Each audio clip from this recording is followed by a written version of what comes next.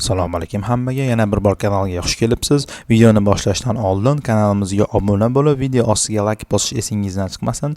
Bu kanal rivoji va keyingi videolar ko'proq va sifatliroq chiqishiga yordam beradi. Navbatdagi masalamiz 1281-masala ko'paytma va yig'indining ayirmasini topish kerak bo'ladi. Bizda n nomli butun integer son berilgan. Bizning vazifamiz mana shu son ichidagi raqamlarni olib bir-birining yig'indisini olishimiz kerak bo'ladi va ko'paytmasini ham. Demak, bizga 2, 3, 4 sonlari berilgan. Ko'paytirilgan 3, ko'paytirilgan 4 bo'ladigan bo'lsa, ko'paytma 24 ga to'g'ri keladi. Ya'ni mana bu yerda ham misol bilan berilgan. Yig'indi esa 2 qo'shilgan 3, qo'shilgan 4, yig'indi 4 ga to'g'ri keladi. Eng so'ngida mana shu ikkalasini ayirmasini hisoblashimiz kerak bo'ladi. Ya'ni 24 dan 9 ni ayirib yuboramiz. Natija 15 ga to'g'ri keladi. Bu masalani ikki xil yo'l bilan ishlashimiz mumkin. Birinchisi convert string yo'li orqali raqamimizni, ya'ni sonimizni birinchi stringga aylantirib olamiz. Testerni ichiga n ni berib yuborganimizda xuddi mana shuni string holatida qaytarib beradi. Ya'ni ikkita qo'sh tirnoq ichida 234 degan shu ko'rinishda qaytarib beradi. Bu bizga nima uchun kerak? Biz oddiy songa raqamma-raqam murojaat qilishimiz imkonsiz. Shuning uchun biz string o'tkazib olib turib, uni indeks bo'yicha, ya'ni character deb olib turib, shu bo'yicha murojaat qilamiz. Bunda shu 0-chi, 1-chi, 2-chi ko'rinishda bo'ladi. Misol n stringga aylangandan keyin n ni insi deb murojaat qilishimiz mumkin. N insi deb murojaat qilamiz. U mana bu yerda turgan bo'lsa, bu 0 ga to'g'ri keladi. Buni olishdan oldin xuddi o'shini yana qaytadan integerga convert qilib olishimiz kerak bo'ladi. Bu hozir tushunarli bo'lmasligi mumkin. O'sha kod formatida yana ham tushunarliroq qilib ko'rib chiqamiz. Demak, n ni biz stringga convert qilib olamiz, ya'ni stringga aylantirib olamiz. Bitta ko'paytma degan o'zgaruvchi olamiz. Buni 1 ga to'g'ri tenglaymiz, chunki 0 ga tenglaydigan bo'lsak, har bir ko'paytma 0 ga ko'paytirilganda 0 ga aylanib ketib qoladi. Shuning uchun 1 ga tenglaymiz. Yig'indini bo'lsa 0 ga tenglab olishimiz mumkin va n ni aylanishni boshlaymiz. Element bo'yicha aylanishimiz mumkin. In n qilamiz va o'sha element bo'yicha n ni o'sha raqamlariga u stringga aylandi va stringning elementlari o'sha raqam string sifatida qaytadi. Biz uni integerga convert qilib olishimiz kerak va o'zgaruvchilarga saqlab ketamiz. Ya'ni ko'paytmaga intga convert qilib olamiz hozirgina va yig'indiga ham intga convert qilib olib qo'shib qo'yamiz. Eng so'ngida mana shularni ayirmasini qaytarib yuboramiz. Ya'ni ko'paytmadan yig'indini ayirib yuboramiz va buni return qilib yuboramiz. Ko'rishingiz mumkin, 100% foydalanuvchilardan tez ishladi. Memory esa ham 20%, ya'ni 22% foydalanuvchilardan tez. Bu masalamizning tezligi time complexity esa, ya'ni log n ga to'g'ri keladi. Chunki n soni har xil kattalikda bo'lishi mumkin. Misol 2 xonali, 3 xonali, 4 xonali bo'lishi mumkin. Shuning hisobiga u bir xil n ko'rinishda berilmaydi va uning o'lchami o'sha necha xonaligi bilan proporsional hisoblanadi va bu degani bizga o'sha log n ni beradi.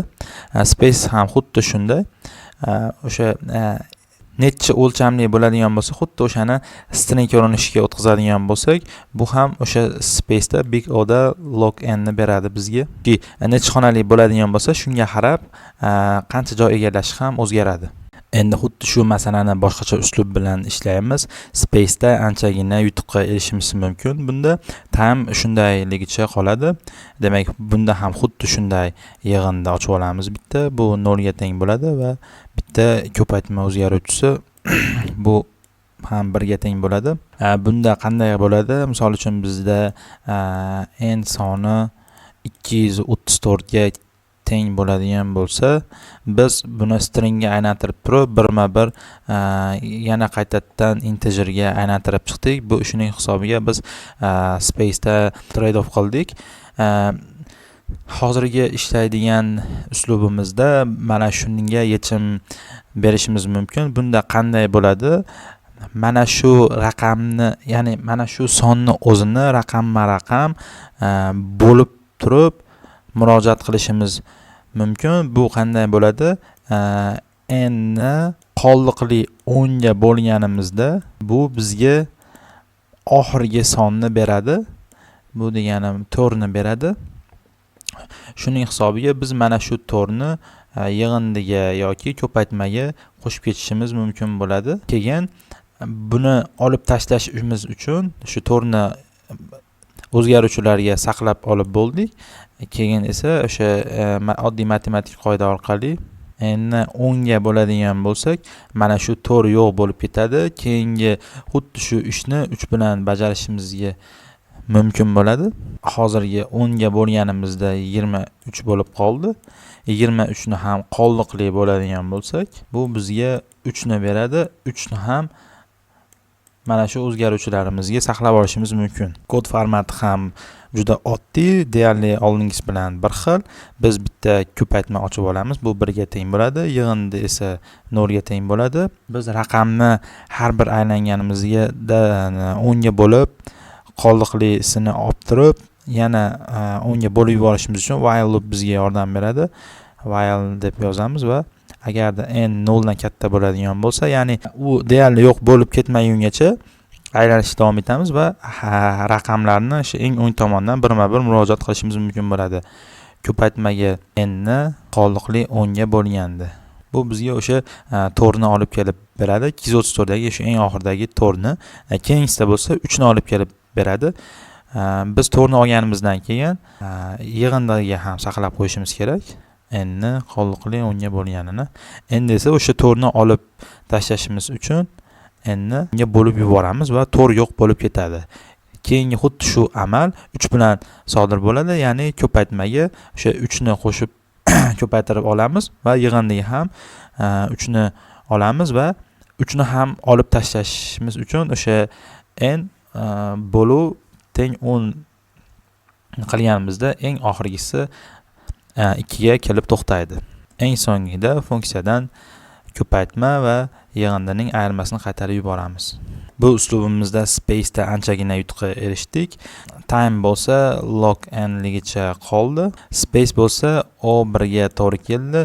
Chunki biz hech qanaqa ortiqcha string ochib o'tirmadik, faqatgina ko'paytuvchi va yig'indi ochdik. Bu 2 ga to'g'ri keladi. Big O ni ichida ular 1 ga to'g'ri keladi. Va xuddi o'sha raqamni o'zi bilan ishlaganimizni, ya'ni n bilan ishlaganimizni hisobiga hech qanday ortiqcha joy egallanmadi va space da anchagina yutuqqa erishib O1 da masalamizni yakunladik. Hammaga rahmat. Keyingi videolarda ko'rishguncha.